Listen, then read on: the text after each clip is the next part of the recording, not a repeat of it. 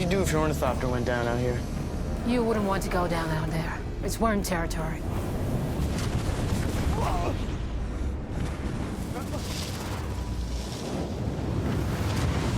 Bless the Maker and his water. Bless the coming and going of him. May his passage cleanse the world and keep the world for his people. Hey guys, what's happening? Niyat here with Film Comics Explained. As requested, today we're going to be exploring the Sandworms featured in Frank Herbert's expansive Dune universe. The largest and most dangerous organism on Arrakis is the Sandworm, capable of reaching 400 meters in length.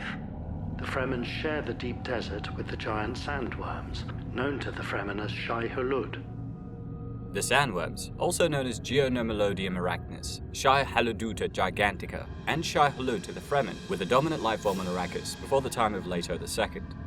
As with many Fremen words, Shai-Hulud is more than a descriptive term for a physical entity. It alludes to the Fremen belief that the Sandworm is a physical embodiment of the one God that created and governs the universe. Originating from the Arabic word Shayʼ-Khulud, which translates to thing of eternity or thing of immortality, linguistically, the many poetic translations all speak of the size, age, and power of the Sandworm, from Old Man of the Desert, Old Father Eternity, to Grandfather of the Desert. The Sandworm was an autotrophic animal that inhabited the planet Arrakis, basically an organism that can produce its own food, using light, water, carbon dioxide, and other chemicals. Through this process, it was able to produce the coveted Spice Melange. Where they originated is unknown, but they were introduced to Arrakis before the events of the Butlerian Jihad. There they lived in the vast deserts and sand dunes that stretched across the surface of the planet. Attracted to rhythmic vibrations on the surface, they would breach in pursuit of the origin of such movement. This was an effort to defend their territory. Thus, to see a worm and live to tell the tale was extremely rare. Unless you were a badass Fremen, of course, who achieved mastery of the beast. For more on that, check out my videos on the Fremen and Paul Atreides, links in the description. In this video, we're going to explore the creatures in great detail, breaking down their life cycle, physical characteristics, and the massive effect they had on Frank Herbert's Dune universe. Try to approach the worm with the same concerns that Frank Herbert wrote and created the worm, which is like biology. It all came from that kind of feeling that the worm will need to look like a survivor through the ages that has been grinded by the sand through centuries, It's not just a sandworm. This is a sacred creature that represents the earth, creation, the cycle of life. Frank Herbert conceived the Sandworms based on dragon mythology and their inclination to hoard and defend some sort of treasure. In the same way, the Sandworms of Arrakis will attack humans that attempt to harvest the Spice Melange. This is despite the fact that the spice is of no interest to these creatures, since it was literally their waste material. The Sandworms are also referred to as the dragons on the floor of the desert in Children of Dune. Bless the Maker and his water. Bless the coming and going of him. May his passage cleanse the world. May he keep the world for his people. The sand trout, also known as little makers to the Fremen, were the larval form of the sandworm. They were essentially large unicellular organisms with a flexible peptidoglycan cell wall through which nutrients was absorbed from water and air. Individual sand trout were rarely over 20 centimeters long and 6 centimeters wide, and their shape tended to be pleomorphic and capable of adapting to the environment. Resembling large freshwater leeches, it was common to find them attached to one another, walling off several liters of water from the surrounding environment. They existed in vast numbers in the sands of Arrakis, and many would die as part of the natural life cycle of the planet. Over thousands of years, the ones that survived would eventually grow into the giant sandworms that lurked in the depths of the Arrakeen sands. If squeezed, they excrete an extremely potent form of spice, which gave one an incredible energy boost. More than a creator of spice though, sand trout had the amazing ability to transform a whole planet into desert by absorbing large bodies of water. Because they cannot live in a waterlogged environment, this feature enabled their kind to survive. When Leto II looked into the many lives of his ancestors in other memory, he came to realize that they were introduced to Arrakis from another planet, eons prior. According to him, the sand trout had proliferated to the point where existing ecosystems could no longer deal with them. To this point, Arrakis actually began as a water planet, much like Caladan. But when the sand trout arrived, they absorbed all the water, allowing them to transform into the sandworm. This was consistent with the physical evidence found on the planet, namely salt beds that apparently had once been great seas.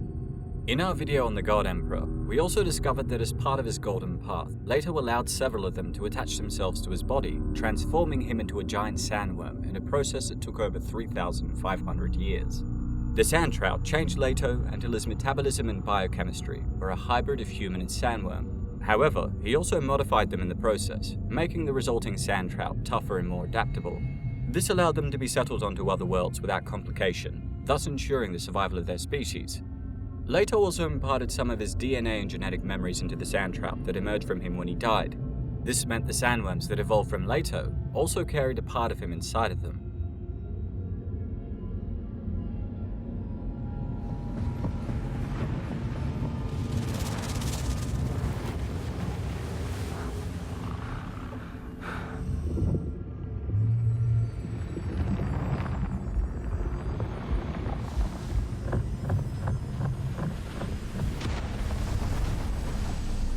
One of the difficulties of studying the organism was the immense size of the adult male. Larger male specimens could reach lengths of more than 400 meters, had a mouth that was 80 meters in diameter, and were close to 100 meters at their widest point. Dr. Yo cited that a specimen up to 450 meters long was spotted by observers in the deep desert, while others believed that even larger worms existed in the southern pole regions.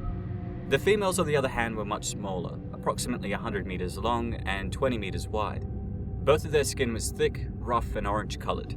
Comprised of many scales, each a few feet in size and with their own primitive nervous system, they overlapped and interlocked to form armor that protected it against internal sand invasion. I must conquer the worm, conquer Shai-Hulud. As the Fremen discovered, while all but impenetrable, it could be exploited. By prying open the edges of the scales, the integrity of the armor would be compromised, forcing large amounts of sand to enter the giant worms. This would cause intense irritation for the worm.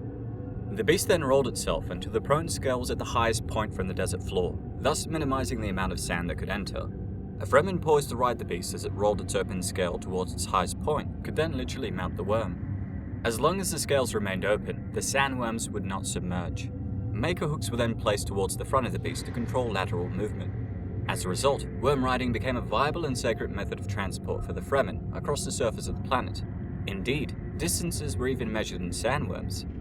The mouth was positioned at the front of the creature and could easily consume gigantic objects like spice harvesters. This was completed with a set of 1,000 or more organic carbo-silica crystal teeth that surrounded the mouth in a circular pattern. Riders close to the front have also noticed a strong flinty cinnamon smell exuding from the open mouth of the sandworm. Honored, feared, vital and deadly, the giants lived for thousands of years, unaware the spice they made kept the universe together. Will we see a worm? Where there's spice and spice mining, there are always worms. Always. Always. A female and male worm reach sexual maturity after approximately 1,000 years. Mating would begin when a gravid female developed an egg sac in her reproductive segment. She would then pick a site and build a nest. The rhythmical thumping and grinding noise that emerged lured any nearby males over there. Think of it like a vibrational booty call. The male then moved rapidly to the nest site and devoured the female. Compounds in the outer skin of the female caused the male to become dormant for several weeks, during which he remained buried in the nest site. The highly resistant spice fiber egg case from the female was retained in the male reproductive segment, where fertilization occurred. After a period of development and cell division, the male deposited the spice fiber egg case into the sand nest. Through a process much like egestion, the act of discharging undigested matter or waste material from a cell or organism, the male left the nest with the egg case buried deeply below the surface of the sand. At the schizontal stage of development, the zygotes underwent asexual cell division, producing a spongiform merozygospore containing thousands of future larvae. The rupturing of these spores releases the sand trout, the efficient water scavengers we discussed earlier.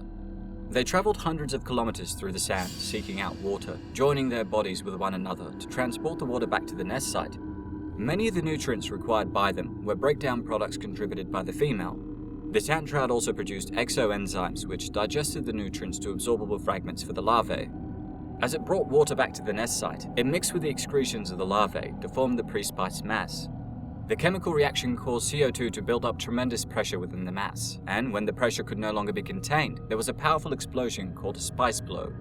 All of the products of the pre-spice mass were then brought to the surface of the sand, where the sun and air rapidly changed the pre-spice to melange. It's also important to note that during the Spice Blow, many sand trout in the immediate vicinity were killed. While there is no consensus as to why, many agree this was because their cell walls were actually the source of the amino sugars in melange. The chemical reactions during the Spice Blow triggered changes in the surviving larvae, stimulating them to join their bodies in a pre-metamorphic stage.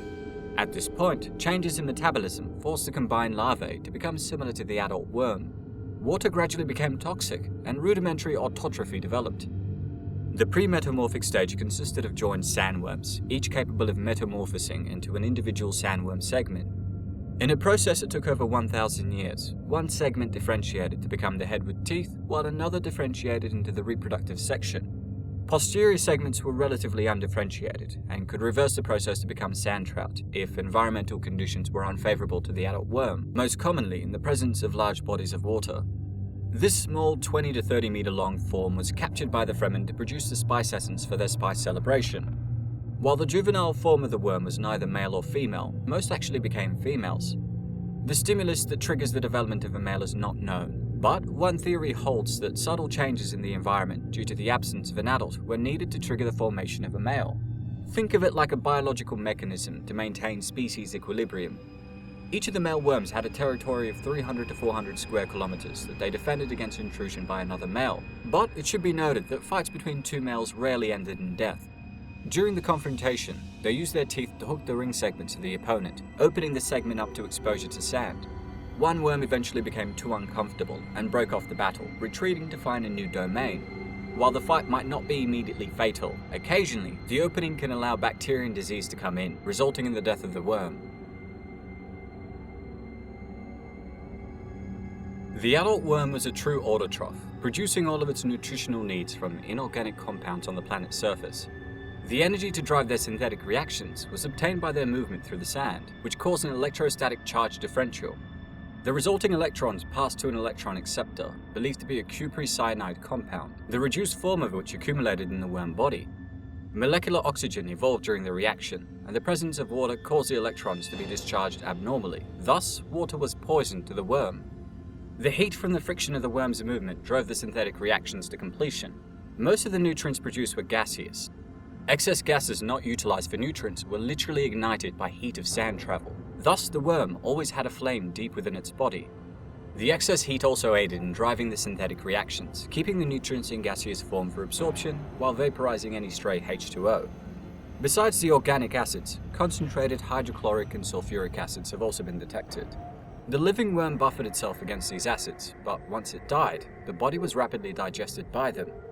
Of course, the most resistant structures were the teeth, which were gathered by the Fremen to make the legendary Chris knives. Research that was taken also suggested that complicated internal chemical transformations produced oxygen as a byproduct, rather than consuming it in the process of metabolism. Certainly, much of the oxygen on Arrakis, after the original prehistoric catastrophe, was derived from the sandworm. In this way, the worms are like an oxygen factory for planets void of any vegetation. The main component to their diet was sand, in addition to other inorganic materials. It is also believed they consume sand plankton for nourishment. As we already discussed, water was fatal to a sandworm, even in small doses. Water that entered the body acted as a catalyst to accelerate metabolism, to the point that it became unstable and its vital functions failed. This led to a violent and painful death for the sandworm. However, it was occasionally necessary for the Bene Gesserit, since the byproduct was the highly toxic poison called the Water of Life. Young sandworms were also used for special ceremonies. When poisoned with water, they died, but not before they chemically altered some of the water and expelled it through their mouth. This Water of Life was used to induct new Saiyadinas into the Fremen and Reverend Mothers of the Bene Gesserit. The toxic liquid forces the prospective Reverend Mother to either purify the water or die. The dormant genetic memories and other abilities are then activated, heralding the creation of a new Reverend Mother. If you be a Reverend Mother, let Shai-Hulud judge now. The old Reverend Mother surrendered her life as she surrendered her knowledge. Jessica had successfully transmuted the poisonous water of life. Insofar as they were essential to the creation of Spice Melange, on a macro scale, the sandworm had an enormous impact on humanity. To the planet's Fremen population, the creatures were a spiritual symbol of their faith, seen as the physical embodiments of the one god of their original Zen Soni religion. After the rise of the Atreides Empire and the propagation of the Arrakis variant of the Zansoni religion, the reverence paid to the Sandworm spread to other worlds. This continued through the rule of Leto Atreides II, in no small part because of his transformation into a hybrid human Sandworm being. It's important to note the water needed for Pardek Kynes' terraforming project was lethal to Sandworms. As a result of this, their death rate exceeded the rate of vegetation expansion. The terraforming reversal process had begun by the end of Leto's reign, and he himself devolved back into sand trout after dying. These events saw the Sandworm once again thrive on Arrakis for a few thousand years. Some small sandworms were also removed and shipped off with colonizing vessels during the scattering. The hostile actions taken by the honored martyrs was thought to have terminated all life on Arrakis, including the remaining sandworms. However, Miles Tegan Dawi Odrade managed to capture a sandworm. Held in an artificial environment on Chapter House, the secret base of the Bene Gesserit Sisterhood, the worm became the key to reseeding its population. The first place they began a new spice cycle was on the planet Chapter House itself, where the sand trout began to turn the once lush world into a desert. Mother Commander Mobella of the new Sisterhood then paid for starships and off-world materials with the melange their worms produced. The creatures were also used to terraform other worlds like Kelso in mere decades. A goaler of the famed Tleilaxu master, Tywath Waf, would eventually produce a genetic variant of the sandworm that thrived in water, called the sea worm. Under the support and guidance of the Spacing Guild, Waf introduced the sea worm into the seas of the water world of Buzzle. Not only did they thrive, but they also produced an extremely potent version of melange called Ultra Spice. Waf then began what he considered his most holy mission, returning the worm to Arrakis. Unfortunately, his attempt to reseed Dune with the sandworms failed, and the creatures died in the first week. As he was about to give up, he heard a deep rumbling far underground. Sandworms, with the consciousness of Leto II, burst forth from deep within the planet. There was no need to reseed the world, for the worms had survived the bombardment 40 years earlier. The sandworms of Arrakis would thrive again, this time with the embedded wisdom of the God Emperor of Dune. With that said, that's all for today, folks. A huge thanks to everyone that requested we explore the sandworms in more detail. Don't forget to hit like and subscribe if you enjoyed the video, and if there's anything else you'd like for me to cover, please don't hesitate to ask. As always, it's been a pleasure. Niyat here with Film and Comics Explained. Thanks for stopping by. I serve only one master. His name is Shai-Hulud.